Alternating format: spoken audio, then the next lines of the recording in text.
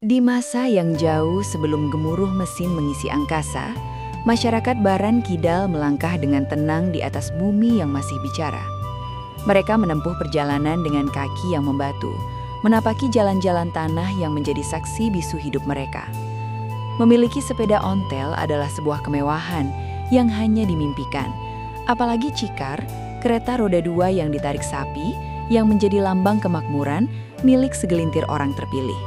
Bagi mereka, hidup adalah kesabaran dan perjalanan adalah ritual. Untuk sesuap air, untuk kehidupan sehari-hari, mereka mengalir bagai sungai sunyi menuju sumber mata air di Kidal Kerajaan. Setiap langkah adalah doa, setiap tanah yang diinjak adalah cerita, dan di setiap sudut, setiap tikungan jalan, mereka memberi nama, sebagai penanda, sebagai kenangan. Nama-nama itu lahir dari keakraban dengan alam, seperti Dusun Dompiong yang diambil dari pohon tua yang tegak berdiri bagai penjaga zaman, atau Jurang Padas yang menyimpan rahasia tekstur bumi yang keras dan tegas.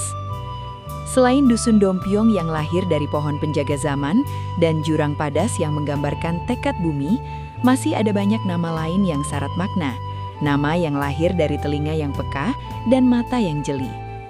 Ada sebuah tempat yang disebut Kodok Ngorek.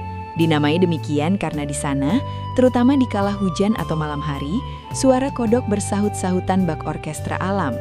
Dalam bahasa Jawa, suara kodok yang riuh rendah itu disebut ngorek. Masyarakat tak hanya mendengar, tetapi meresapi bunyi itu sebagai bagian dari ritme kehidupan, lalu menjadikannya nama yang abadi. Tak jauh dari sana, berdiri sebuah wilayah bernama Petung. Namanya diambil dari pohon bambu petung yang tumbuh subur di sana. Bambu petung bukan sekedar tanaman, ia adalah simbol keteguhan dan kemanfaatan.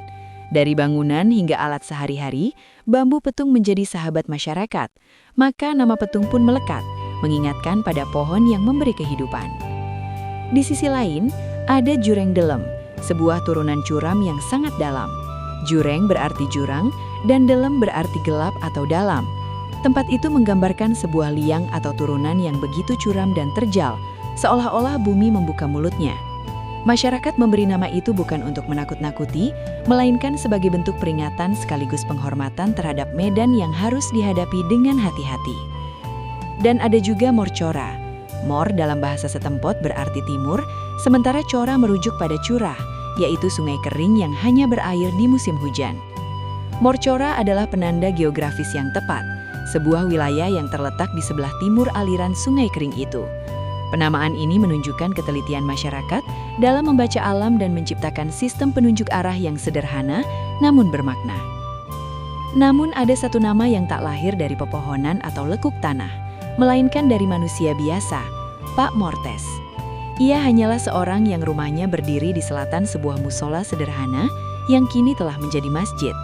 Tak ada yang istimewa dari dirinya, kecuali bahwa keberadaannya menjadi penanda. Di kala senja, ketika para tetangga berkumpul, atau di kala pagi ketika kabut masih menyelimuti, orang-orang akan berkata, "Rumahku di sebelah timur Mortes," atau "Temu kita di daerah Mortes saja." Ucapan itu mengalir begitu saja, seperti angin yang membawa biji-bijian, lalu tumbuh dimanapun ia mendarat. Seiring waktu, Mortes bukan lagi sekedar nama orang. Ia menjadi sebuah tempat, sebuah dusun, sebuah kenangan yang hidup. Bahkan ketika zaman berganti, ketika modernisasi datang dengan segala cahayanya, nama itu tetap bertahan, seperti batu nisan yang tak terukir, namun tak pernah lekang.